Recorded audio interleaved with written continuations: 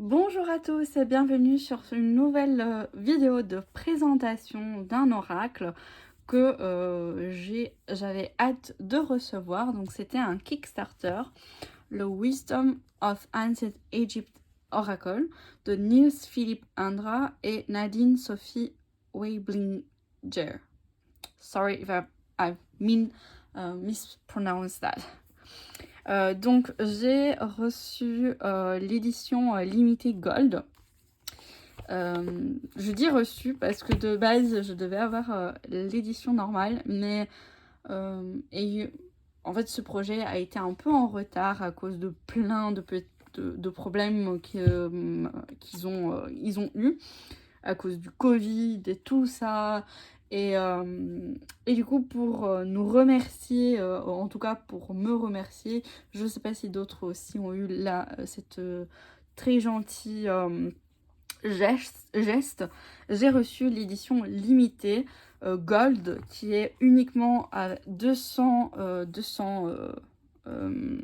exemplaires. Donc j'ai eu le numéro 48 et qui est un peu plus... mais elle est unique, elle est gold. Alors, on va commencer par l'oracle et puis je vous montrerai les petites autres choses. Donc, pour chaque oracle, bien sûr, c'est certifié. Donc, normalement, il y a 900 copies. Du coup, normalement, j'étais censée d'avoir l'édition normale. Hop.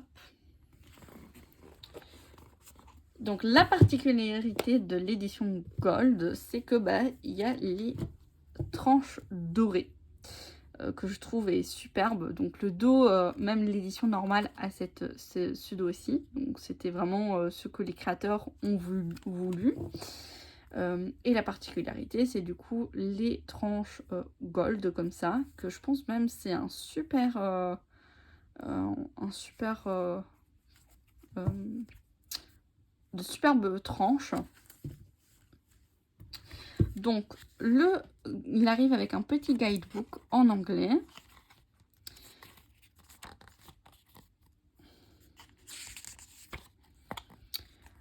Donc, ici, on a le sommaire avec les différentes catégories. Donc, on a vraiment des dieux plus importants dans l'Égypte, les dieux et déesses. On a aussi des artefacts. Les empereurs, impératrices, comme les pharaons du temps égyptien, et des monuments. Donc je pense qu'il y a même une cinquantaine de cartes, si ma mémoire est bonne, oui, 50 cartes, qui je pense est d'ailleurs le plus grand oracle égyptien que j'ai pu rencontrer, parce que le messager d'Égypte aussi, il me semble, il est autour de peut-être 54, mais un truc comme ça. Mais ce qui me plaisait beaucoup, c'est la représentation traditionnelle des hiéroglyphes que Nadine, du coup l'illustratrice, s'est inspirée pour réaliser le deck. Alors, je le découvre avec vous, hein, parce que je viens de le recevoir au moment de la vidéo. Donc, on nous dit ici comment utiliser l'oracle avec différents types de tirages, ce qui est super. Les créateurs aussi, on a du coup leur lien, leur description.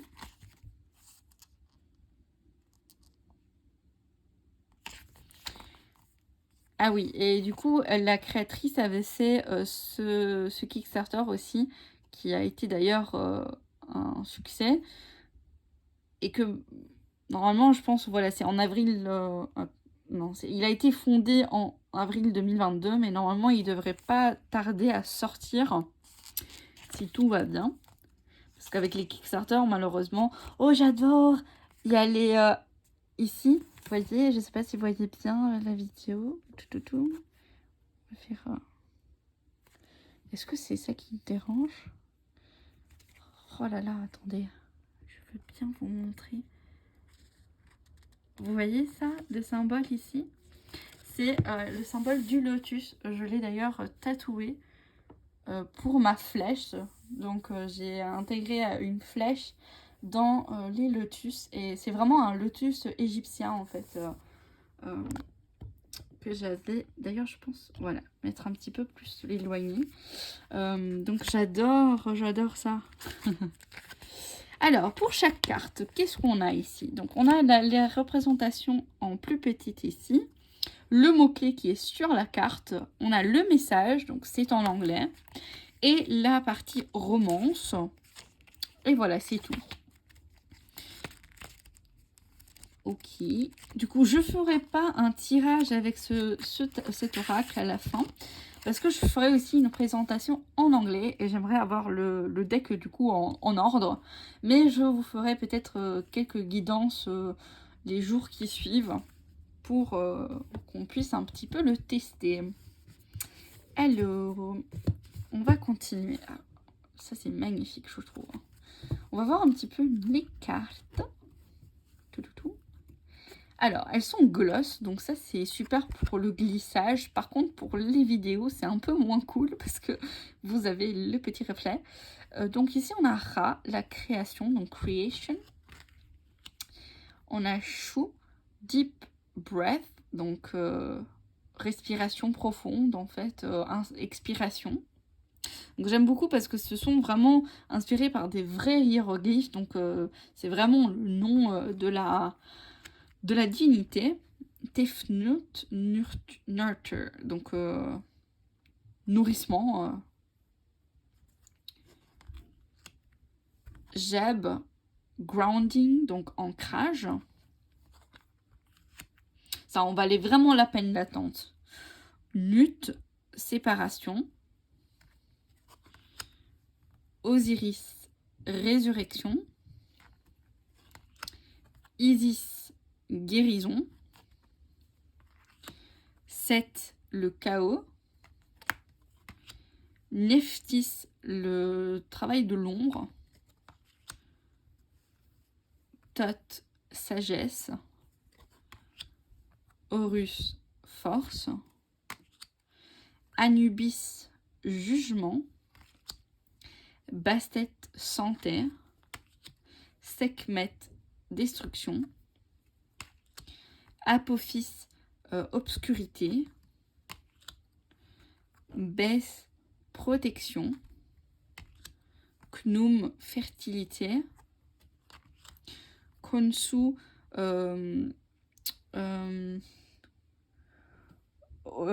confiance en soi en fait. Voilà, confiance en soi. Hathor, amour et beauté. Maat, trouver la vérité. Mut, comment on peut le traduire? Motherly care, c'est maternité en fait. Maternité. Nate, action offensive, d'être dans l'action. Ptah, augmentation, travail sur ses compétences en fait. Serket, threat, donc c'est menace. Sobek, imprévisibilité. Désolée si je bug un petit peu, c'est que je cherche la traduction dans ma tête. Aton, la lumière. Même avec les mots-clés, il est très équilibré, quoi. C'est génial. Shepré, renouveau. Cake, déception. He, éternité. Donc là, on passe à... comment ils ont appelé ça? Aux artefacts et symboles. Donc ça, c'est le symbole de Maat. Légèreté. Alors ça, c'est un truc que j'aime peu moins. C'est ces cartes un peu qui sont en fait horizontales. Mais bon. La journée, c'est le Nil avec Hapi. Hapi qui est le dieu du Nil. Très intéressant. L'Ankh, c'est la vie. Ba, la balance, l'équilibre de l'âme. Waouh. Uraeus, autorité divine. Le scarabée, la bonne fortune.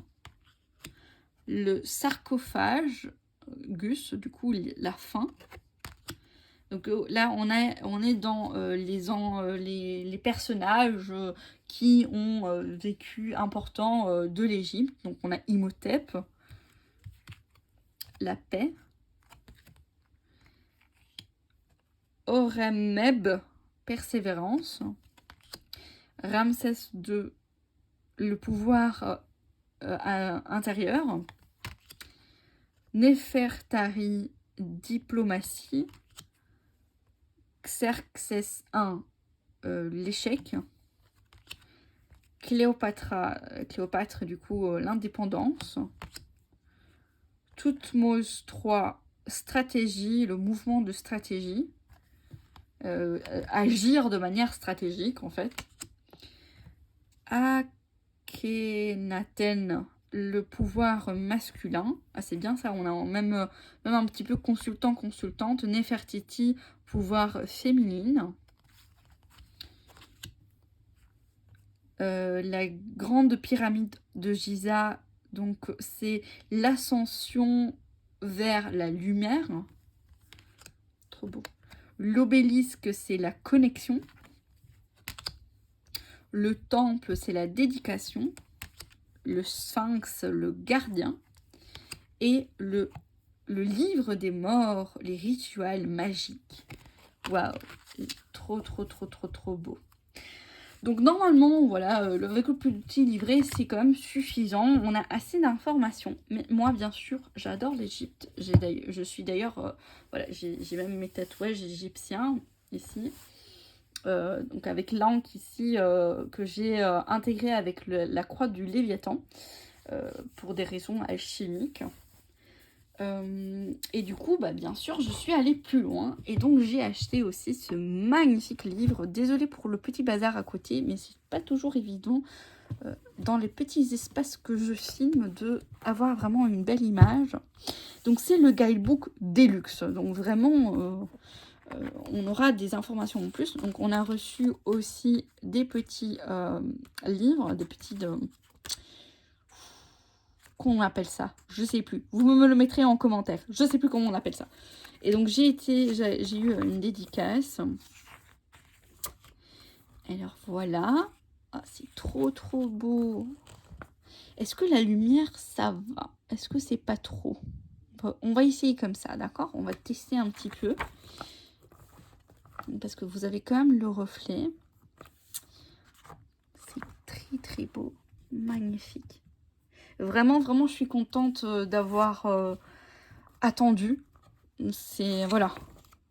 Donc, on reprend quand même toutes les cartes, les autres projets, oui, comme dans le petit guidebook. Mais regardez-moi ces illustrations. Elles sont magnifiques.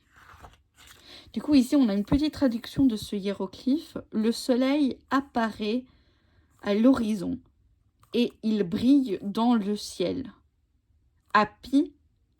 Contents sont ceux dont le cœur... Attends. Happy are all hearts when they see it. Ok, donc, comment on peut traduire ça en français? Heureux sont ceux qui le voient, en fait. De manière... c'est un peu moins poétique que l'anglais. Peut-être c'est moi qui ai mal traduit. D'ailleurs, si vous savez comment mieux le traduire, n'hésitez pas à le mettre en commentaire. Donc ici, il y a un petit peu d'histoire. C'est super intéressant.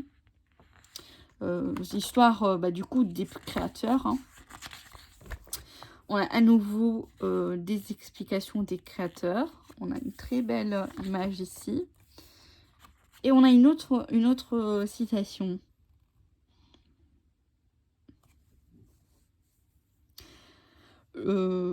My Lord, donc normalement c'est Dieu en fait, m'a envoyé en Égypte et j'ai pris et j'ai porté à lui, je lui ai porté tout ce qui est beau de l'Égypte, du coup. C'est compliqué de traduire. Vous voyez à nouveau ici les lotus, que du coup j'ai mon tatouage de lotus. Donc ici on vous explique un petit peu plus qu'est-ce que vous allez retrouver dans ce guidebook. Si vous voulez mettre pause, je ne sais pas si vous allez avoir une très belle image pour lire.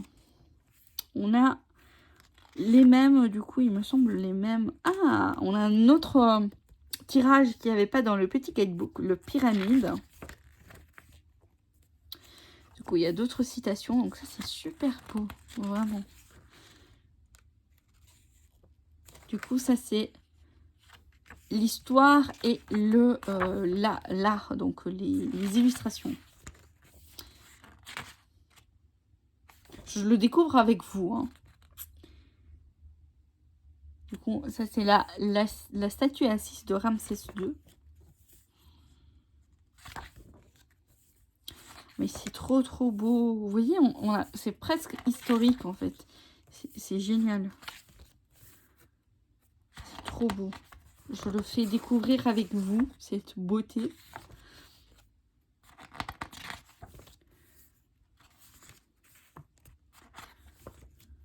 Et là, on rentre dans les cartes. Donc, qu'est-ce qui est différent du petit guidebook? On va voir tout de suite. Donc, si on prend Ra, déjà, il est en couleur. Donc ça fait quand même pas mal. On a l'image en A4, en A5 plutôt. C'est plutôt A5 ici, je pense. Oui, A5. On a la traduction du hiéroglyphe ici, qui, du coup, pour Ra, c'est Ra est ici. On n'a pas la légende dans le petit guidebook, on a directement les messages. Donc, on a ici la légende. On retrouve le message. Est-ce qu'il est le même? Oui. On retrouve la romance. Et en plus, on a des mots-clés. Et ce qui est super, c'est qu'on a des détails de la carte qui sont expliqués plus en détail. Donc, par exemple, si on prend Ra, donc le premier détail, c'est du coup la tête. Donc, Ra est souvent peint son portrait comme humain avec une tête de faucon. On retrouve ici, du coup, ça c'est le deuxième détail, l'Ankh représente l'immortalité et la réincarnation.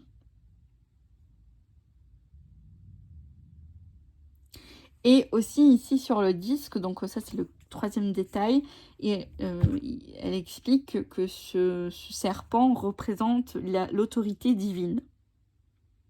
Et ce sceptre, donc qui s'appelle le Worth Scepter, c'est le symbole de pouvoir et de domination.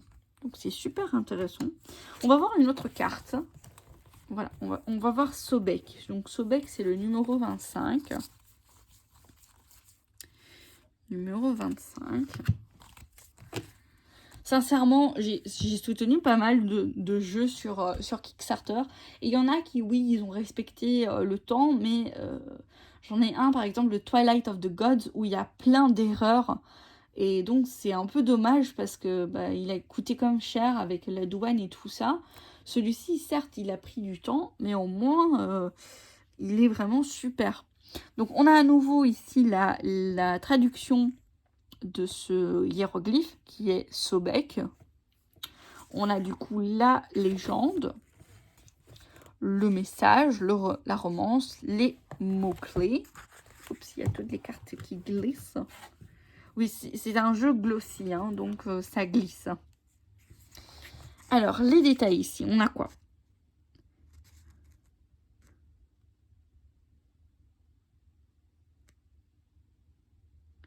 Du coup, il est représenté avec une tête de crocodile.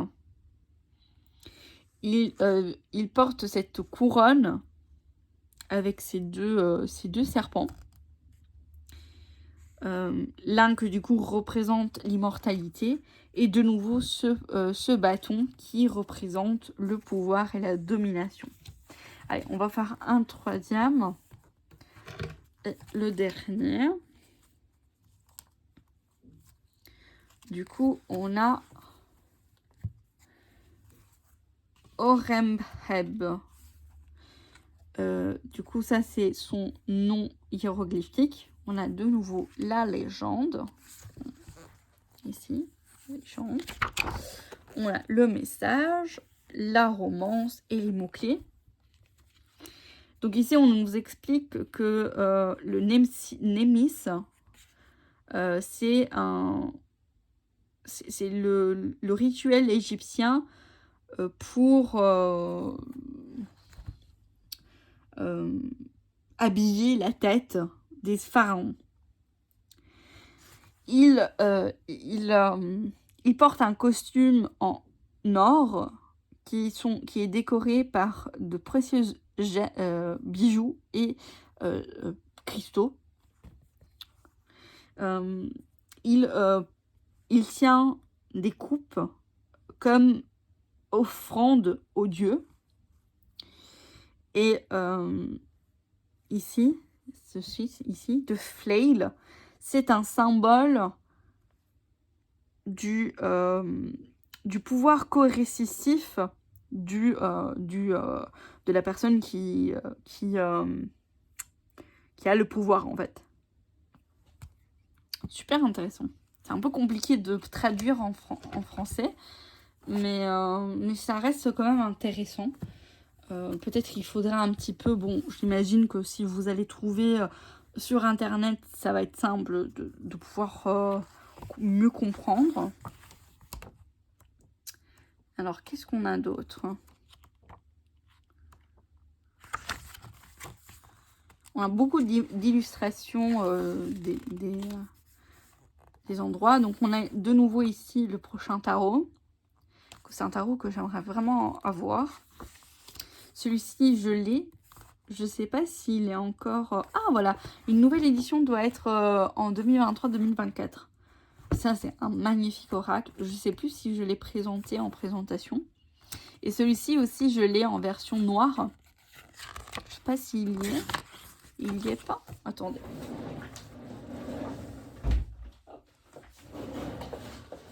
Du coup, il y avait la version noire et la version blanche. Donc moi, j'ai la version noire qui est identique, sauf que les tranches sont noires et le dos est noir. Voilà. Et ça aussi, c'est un super... Mais bon, je n'utilise pas trop la cartomancie. Du coup, je le mets plutôt en exposition sur l'hôtel de Hadès, vu qu'il y a la carte de Hadès. Et en plus, avec le style, comme ça, c'est plutôt grec. Donc, oui, justement, il est grec. Du coup, je l'ai mis sur l'autel de Hadès, comme une petite offrande, en fait, le temps que j'apprendrai j'aime bien mettre, en fait, les oracles des tarots sur les autels. Donc, voilà. Après, maintenant, les choses intéressantes et que vous pouvez acheter, du coup... de manière, j'imagine, séparée. Donc, on a parlé de l'oracle, on a parlé du livre de luxe. Et maintenant, on va parler des autres petits goodies que j'imagine vous pouvez acheter aussi séparément. Donc, on a ce magnifique, qui est super doux, tapis de tirage. Donc, alors, sur ma table, c'est pas très efficace parce qu'il est carré. Et j'ai une table plutôt rectangulaire. Donc, c'est pas très évident de tout mettre. Mais voilà, il est très, très, très beau. Et aussi, en plus, il y avait le petit pochon. Donc, à l'intérieur, j'ai mis d'autres petits trucs. Donc, voilà le pochon. Très, très doux. Vraiment de très, très, très bonne qualité. Le seul dommage, c'est que ça rentre pas... la boîte ne rentre pas. Donc ça, c'est un petit peu un dommage, mais c'est pas grave. Et puis on pouvait acheter aussi, des petites, pierres en forme de scarabée. Donc moi j'ai eu celle-ci, j'imagine c'est une aventurine, parce que de la couleur ça ressemble à une aventurine en tout cas. Oh, elle s'échappe. Donc voilà, il y avait, les créateurs choisissaient laquelle on avait. On pouvait pas choisir, la couleur, le type. Et aussi on a débloqué ce petit bijou, voilà. C'est en 2021 parce que de base, il devait sortir en 2021, mais voilà, il y a eu, des petits soucis et du coup, c'est la pièce, collector. Donc uniquement ceux qui ont participé à la campagne Kickstarter reçoivent, celui-ci. D'ailleurs, je pense que je vais le mettre dans l'oracle. Je sais pas s'il y a assez de place. Il semblerait. Ok, bah voilà. En tout cas, j'espère que cette présentation vous aura plu de ce magnifique oracle. Je sais pas s'il y en aura encore, s'il y a encore des copies, mais j'imagine bien que oui.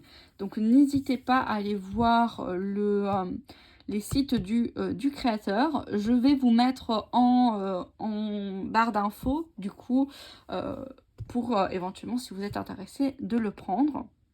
Je suis quand même étonnée d'avoir ce tatouage qui est identique en fait au lotus aussi. Donc le tatouage, je l'ai fait après cette année, en fait, l'année passée en 2022.